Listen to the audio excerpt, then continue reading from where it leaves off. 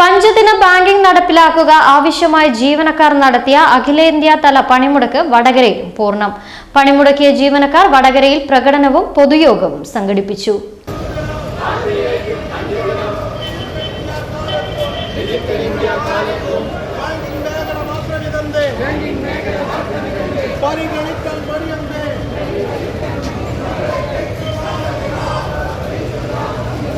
Vadakara convent road പരിസരത്ത് നിന്നും ആരംഭിച്ച പ്രകടനം പുതിയ സ്റ്റാൻഡ് പരിസരത്ത് സമാപിച്ചു.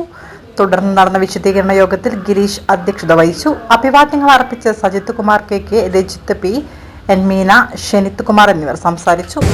ഒറ്റ ഡിമാൻഡിനെ പ്രധാന ഡിമാൻഡാക്കി വെച്ചുകൊണ്ട് ആ ഡിമാൻഡിൽ ഊന്നി നിന്നുകൊണ്ട് ഒരു പണിമുടക്ക് സമരത്തിലേക്ക് ഇന്ത്യ രാജ്യത്തെ തൊഴിലാളി വർഗം ഒന്നാകെ ഇന്ത്യ രാജ്യത്ത് പണിയെടുക്കുന്ന ദേശസാൽകൃത ബാങ്കുകളിലെ, സ്വകാര്യ ബാങ്കുകളിലെ, സഹകരണ മേഖലയിലെ എല്ലാ വിഭാഗം ബാങ്കിംഗ് മേഖലയിലുള്ള, ധനകാര്യ മേഖലയിലുള്ള, പൊതുസമൂഹത്തിലുള്ള ബാങ്കിംഗ് ജീവനക്കാർ ഒന്നാകെ ഒറ്റക്കെട്ടായി ഒരു സംഘടനയ്ക്ക് കീഴിൽ United forum of bank employees എന്നുള്ള പേരിൽ, ബാങ്ക് യൂണിയൻസ് എന്നുള്ള പേരിൽ 9ഓളം സംഘടനകൾ ചേർന്നുകൊണ്ടുള്ള ഒരു പ്ലാറ്റ്ഫോമിന് കീഴിൽ ഒരു പണിമുടക്ക് സമരത്തിലേക്ക് ഇന്ന് രാജ്യത്താകമാനം പോയിക്കൊണ്ടിരിക്കുന്നു.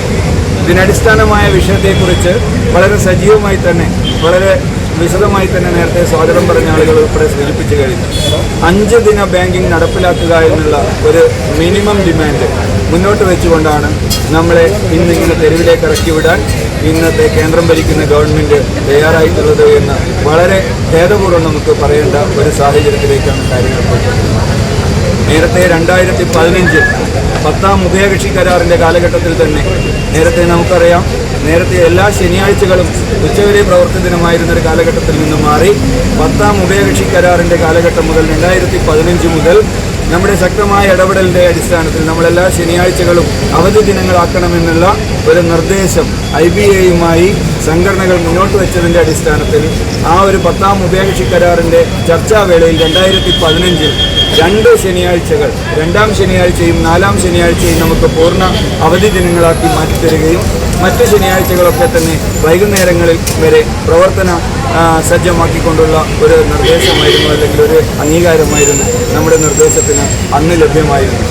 എന്നാൽ തുടർന്ന് എല്ലാ ശമ്പള പരിഷ്കരണങ്ങളിലും IBA പ്ലാറ്റ്ഫോമിൽ നമ്മൾ എല്ലാ കാലഘട്ടങ്ങളിലും ഈ നിർദ്ദേശം തുടരെ ആവശ്യപ്പെടുകയും അതിൻ്റെ അടിസ്ഥാനത്തിൽ 2023 ഡിസംബർ മാസം 7ാം തീയതി IBAയുമായി നമ്മുടെ സംഘടനകൾ ഒപ്പിട്ട ഒരു MOUയിൽ, മെമ്മോറാണ്ടം ഓഫ് MOUയിൽ, ആ MOU പ്രകാരം, അണ്ടർസ്റ്റാൻഡിംഗ്